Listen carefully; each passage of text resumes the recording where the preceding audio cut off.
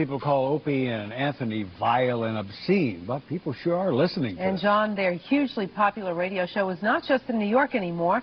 Patricia Wu has more with a behind-the-scenes look. Patricia. That's right, Rosanna. The guys just signed a new contract, and that means the Opie and Anthony virus is sweeping the country. New cities are tuning in just about every day. And welcome to the Opie and Anthony show for today. We have Fox News in the studio today, Anthony. That's right. Doing a little piece on the radio show. In-depth expose on the Opie and Anthony show. That's right. We took our cameras behind the scenes to reveal the truth about Opie and Anthony. What we found will shock you. Well, it shocked me. Wrestling. Unzipping. Stripping. Cat fighting. It's all in a day's work for Opie and Anthony. We're going to get the girls in some nice outfits, okay. and the girl that gets her clothes ripped off first loses. It's no wonder the Opie and Anthony show is tops in its time slot. The afternoon radio show on WNEW-FM has a huge following, and it's growing. It's a show you can't just tune in on day one and really get a hang of it.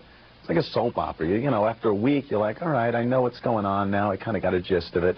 And it kind of sucks you in. The man behind the scenes, head producer Rick Delgado, says this show is as funny as it gets. When you say Opie and Anthony show, everybody thinks sex, sex, sex. No. Listen to the show, and if you're not laughing within the first 20 minutes, then maybe you've got the wrong station. I don't know. The guys say their fans are the coolest, and they love the attention. You know, they come up, they say, love the show, or, geez, that show you did the other day was great, or disgusting, or, you know, they just comment on what we've been doing. Yeah, we get recognized every day. It's really cool, I gotta admit. I laugh with celebrities like, oh, it's such a hassle to be recognized or ask for an autograph or a picture. I mean, we love it. They say their audience is one big reason they're so successful, but we think the naked ladies have a little something to do with it.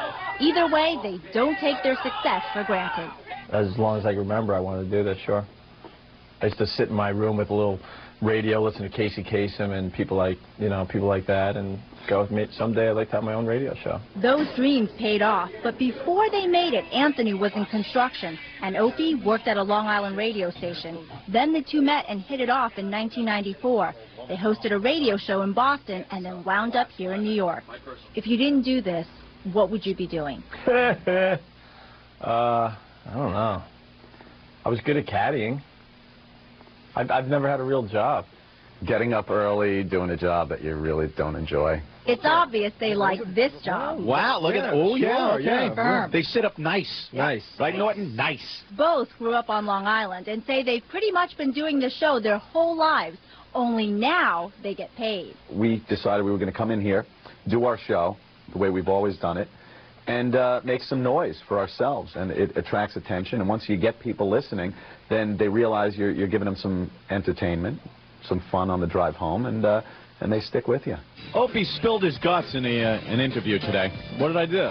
Well, you had to bring up back in school. I don't even know how this came up. You heard it here first. Back in school, Opie would pull some pretty disgusting stunts. Always looking for the cheap laugh. I used to eat like gum from underneath the desk for money and stuff.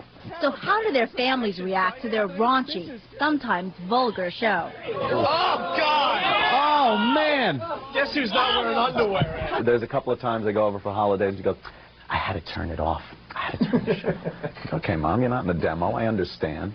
It gets to be kind of a pain. You know, you go home and you get yelled at a little bit because you're gawking at girls. Many have compared the duo to another infamous radio personality. They say there's no comparison. I think, quite frankly, we're funnier. They're talking about Howard Stern, but there was a time when they were banned from even saying his name because of past on-air battles. Aunt and I are vicious when it comes to, competing in this business, and we're really good at fighting back. And when they took that away from us, we felt like, cats being thrown outside without their claws. You're not going to be fighting back too well, are you? Howard, Opie, and Anthony all work for the same parent company.